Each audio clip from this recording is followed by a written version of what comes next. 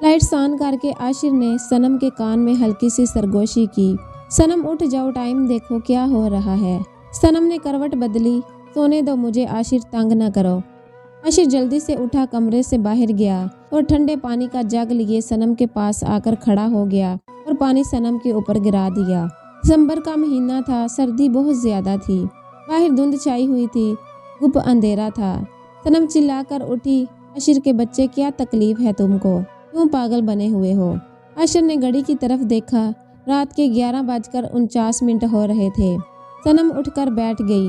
आशिर भी बेड पर बैठ गया। जब 12 बजे तो आशिर ताली बजाते हुए बोला, happy birthday my dear Sanam, happy birthday to you my love.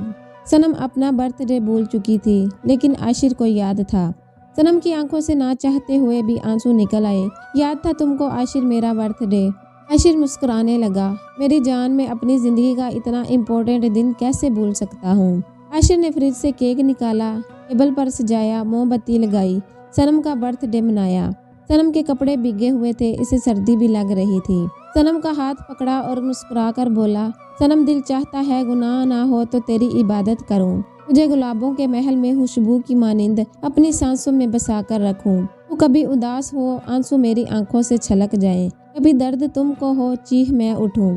Shabnam के चमकती हुई किसी बूंद की मानिंद मैं तेरे चेहरे पे हमेशा खुशियां सजा कर रखूं। सनम का हाथ थामे आशिर अपनी मोहब्बत का इजहार अपनी बीवी सनम से कर रहा था। सनम ने अपना सार इसके सीने से लगा लिया। मुझे और क्या चाहिए कि तुम मेरे मजाजी खुदा हो। आपको देखना मेरी इबादत ही तो है। भला ना जाने कौन सी नेकी का बदला हो कि अल्लाह ने मुझे तुम जैसा हम सफर दिया है। दोनों सीने से लगे बातें कर रहे थे। भीगे हुए कपड़े। सनम बोली, मुझे सर्दी लग रही है, आशिर मैं चेंज कर लूं। वो रात भर बातें करते रहे। इनमें मोहब्बत बेपनाह थी। मोहब्बत खट्टी मीठी सी होती है। इनमें छोटे छोटे झगड़े भी हो जाया करते थे। आशिर की एक बहुत बुरी आदत थी। जो चीज जहाँ से लेता था दोबारा वहाँ नहीं रखता था। फिर जरूरत पड़ने पर वो चीज ढूंढने से भी नहीं मिलती थी। बस सनम को यही आदत सबसे बुरी लगती थी आशिर की। आशिर आज सुबह गाड़ी की चाबी भूल गया, कहाँ रखी थी। सनम नाश्ता बना रही थी। आशिर बार बार आवाज दे रहा था, सनम गाड़ी की चाबी कहाँ है। सनम ने किचन से आवाज दी, आशिर ड्राइव आप करते हो तो आपको पता हो कहाँ रखी है। आशिर ने मैट्रेस, तकिए, अलमारी के सारे कपड़े बखेर कर रख दिए, लेकिन मजाल है जो कहीं चाबी मिल रही थी। आशिर चिल्लाने लगा, सनम मुझे चाबी ढूंढ कर दो। हाथ आटे से लपेटे हुए सनम कमरे में आई। आशिर, फिर ये क्या किया तुमने, कमरे की हालत क्या बना दी है। आशिर जाओ खुद ढूंढो, मुझे नहीं पता कहाँ है तुम्हारी चाबी। आशिर तुम बच्चे हो, मैंने कल ही सब कुछ तरतीब से रखा था। किचन में चली गई। नाश्ता बनाते हुए बोल रही थी, समझ ही नहीं आती, एक बार कहने से इसको लाख बार कहा है चीजों की संभाल किया करो, लेकिन सुनता ही नहीं। एक चीज मिलती है तो दूसरी गुम कर देता है। गुस्से में बातें कर रही थी। फ्रिज से दूध निकालने लगी तो देखा कि चाबी फ्रिज में पड़ी है। जनाब ने चाबी रात को केक निकालते वक्त कहीं फ्रिज में रख दी थी। बेध्यानी में गुस्से से चाबी पकड़ी, आशिर पे चिल्लाने लगी, आशिर बहुत तंग हूँ मैं तुमसे, जाओ नाश्ता कर लो, उससे मैं कमरे की सफाई करने लगी हूँ।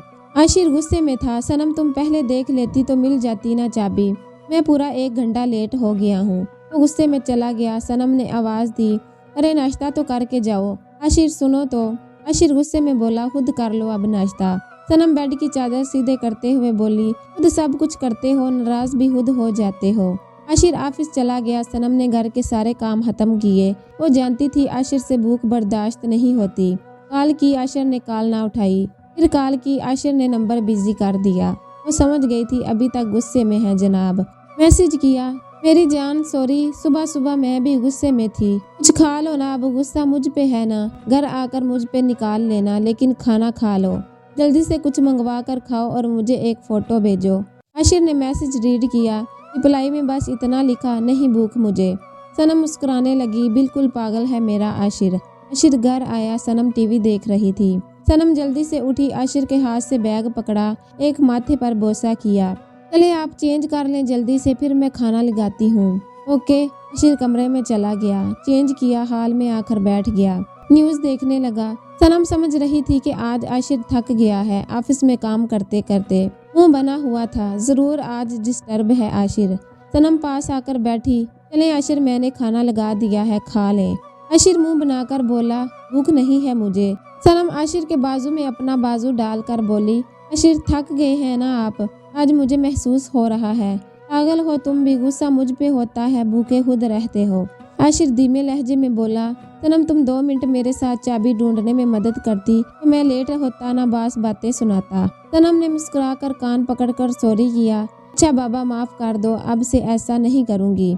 आशिर का गुस्सा 1 मिनट में गायब हो गया। सनम की मोहब्बत देखकर हाथ पकड़ा, डाइनिंग टेबल पर बैठ गए। खुशबू तो बिरयानी की आ रही है। सनम मुस्कुराने लगी, ओ जी शक्ल वाले, मुझे पता था बहुत जिद्दी हो, नहीं खाना खाया होगा, इसलिए मैंने तुम्हारी फेवरेट बिरयानी बनाई है। बहुत खुश थे दोनों, जिंदगी बिल्कुल जन्नत सी गुजर रही थी। खुशियां ही खुशियां थी। शादी को 2 साल हो गए थे लेकिन औलाद कोई नहीं थी। सनम का बहुत ख्याल रखा करता था आशिर। अगर सनम ने कभी कोई फरमाइश की हो और आशिर ने ना पूरी की हो, ये हो ही नहीं सकता। एक दिन टीवी पे ऐड चल रहा था, नया आईफोन आया था, कीमत 1 लाख रुपए थी। बस यूं ही सनम ने कहा था, आशिर मोबाइल कितना प्यारा है। आशिर मुस्कुराकर बोला, हाँ प्यारा है ना, लेना है तुमने। सनम मुंह बनाकर बोली, आशिर बस तुम ना फजूल खर्ची के बारे में सोचा करो, मुझे नहीं लेना, मेरे पास है। 2 दिन बाद आशिर घर आया, हाथ में एक गिफ्ट लिए हुए। सनम फोन पे अपनी माँ से बात कर रही थी। सनम के पास आकर बैठ गया। फोन बंद हुआ। आशिर चिढ़ा कर बोला, शिकायतें लगा रही थी अपनी माँ को। सनम कंधे पे सर रख कर बोली, सनम अपने आशिर की शिकायत लगाएगी क्या? आप पहले उठे, चेंज करें। आशिर ने सनम को सीने से लगाया, फिर बोला, मेरी शहजादी ये लो गिफ्ट अपना। सनम हैरान थी, कौन सा गिफ्ट ले आए हो आशिर? सनम गिफ्ट लिए कमरे में आ गई। गिफ्ट ओपन किया, देखा इसमें आईफोन था। आंखों से आंसू बहने लगे। आशिर ये क्या है मेरी जान, मैंने मना किया था ना तुमको, तुम बाज नहीं ना आते फजूल हर्ची से। आशिर सर झुकाकर बोला, सनम तुम्हारी खुशियाँ ही तो मेरी जिंदगानी है, सब कुछ तुम्हारे लिए ही तो है मेरी जान, तुम्हारी खुशी से बढ़कर मेरे लिए क्या हो सकता है भला। सनम रोते हुए बोली, आशिर इतनी मोहब्बत ना दो कि इस मोहब्बत को खुद ही की नजर लग जाए। आशिर मुस्कुराने लगा, बोला, तू भी पागल है भला, मैं लगने देता हूँ नजर। मोहब्बत का असूल होता है ना, जिस चीज की सोच दिल में हो वो लाकर कदमों में रख दी जाए।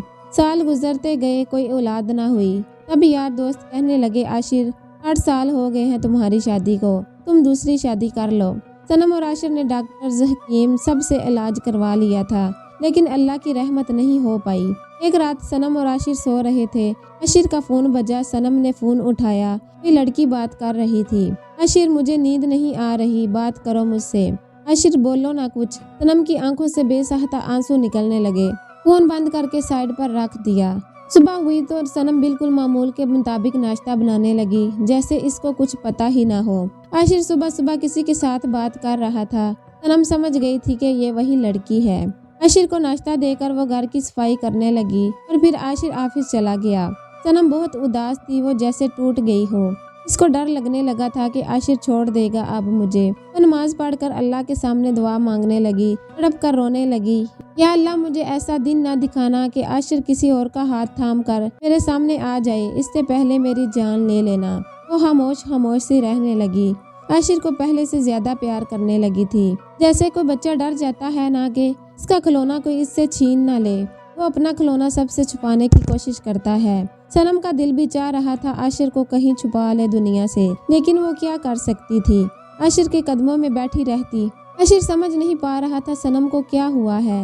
आशिर ने सनम का हाथ थामा और पूछा, सनम तुम ठीक तो हो ना आजकल, चुप सी रहती हो क्यों? सनम मुस्कुराने लगी, कुछ नहीं आशिर, तुमको बस ऐसे ही लगता है। सुबह सुबह आशिर की घड़ी नहीं मिल रही थी, इसने कमरे की हालत बिगाड़ दी।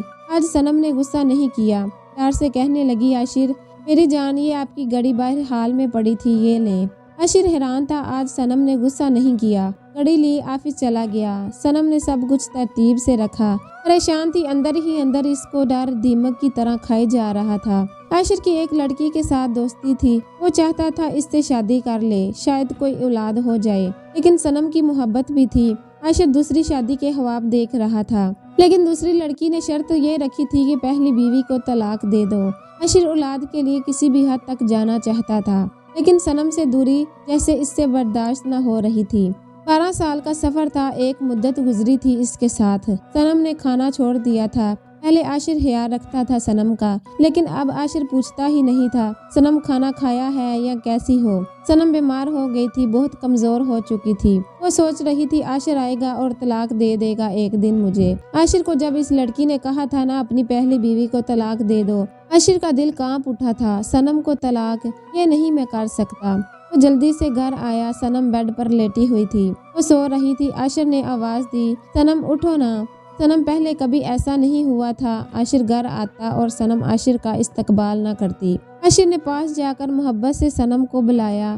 सनम का जिस्म बुहार से तप रहा था। सनम ने हल्की सी आंखें खोली, धीमे से बोली, आशिर आ गए आप। आशिर ने काफी दिन बाद महसूस किया सनम की हालत काफी खराब हो चुकी थी, कमजोर हो चुकी थी काफी। आशिर ने सनम की आंखों में देखा, आंखों के गिर्द स्याह हल्के बन गए थे। दिल फट सा गया आशिर का। सनम पागल हो क्या हुआ है तुमको? ये क्या हालत बना रखी है तुमने? सनम ने आशिर की गोद में बच्चों की तरह मुंह छुपा लिया। आशिर बालों में हाथ फेरने लगा। सनम कुछ बताओ ना। सनम रोकर बोली, आशिर वादा करो ना मुझसे। आशिर का हाथ पकड़ा, कैसा वादा सनम? सनम उदासी में बोली, आशिर मुझे तलाक ना देना कभी, मुझे छोड़कर ना जाना। आप चाहे इस लड़की से शादी कर लो, इसके साथ रहो, लेकिन मुझे ना छोड़ना। मैंने तुम्हारे बिना जीने का सोचा ही नहीं है आशिर। आशिर तुम कमरे में गंदगी डालना, मैं तुम्हारी सब चीजों की हिफाजत करूंगी। तुम्हारी एक आवाज पर जो कहोगे ला के दूंगी। मुझे बस खुद से जुदा ना करना आशिर। आशिर की आंखों में आंसू आ गए, वो मुस्कुराने लगा। सनम का मुंह पागलों की तरह चूमने लगा। अरे पागल, आशिर अपनी सनम के बिना नहीं जी सकता। हाँ मैं कबूल करता हूँ, मैं औलाद के लिए भटक गया था, लेकिन तुम्हारे बिना ये जिंदगी गवारा नहीं है। सनम औलाद अल्लाह के हाथ में है, मेरा तुम्हारा क्या कसूर है इसमें? नसीब में हुई तो अल्लाह देगा, लेकिन मैं क्यों अपनी सनम को छोड़ूं? इसने सनम को बाहों में उठा लिया, गार्डन में बिठाया सनम को। मुस्कुराते हुए बोला, अच्छा आज मैं अपनी सनम के लिए बिरयानी खुद बनाऊंगा। सनम बहुत दिन बाद मुस्कुराई थी। सनम बता रही थी और आशिर बिरयानी बना रहा था। अपने हाथ से खाना बनाकर खिलाया सनम को। आशिर की बाहों में जैसे बाहर किसी जादू की तरह ठीक हो गया था। सनम कुछ दिनों बाद बिल्कुल ठीक हो गई। मोहब्बत दोनों में पहले से भी ज्यादा हो गई थी। शादी के 15 साल बाद अल्लाह ताला ने रहमत की, उनको बेटा अता किया। सनम को सीने से लगाए आशिर अल्लाह का शुक्र अदा कर रहा था। औलाद अल्लाह देता है, कभी औलाद की वजह से तलाक न देना अपनी हम सफर को। बहुत नाजुक होती हैं ये शहजादियाँ, मुरझा जाती हैं तलाक के नाम पे। अल्लाह के काम अल्लाह पर छोड़ दो, तुम अपनी वफादारी निभाते रहो। बस कभी अपनी हम सफर को बे औलादी का ताना ना देना कि ये सब तो अल्लाह के हाथ है ना।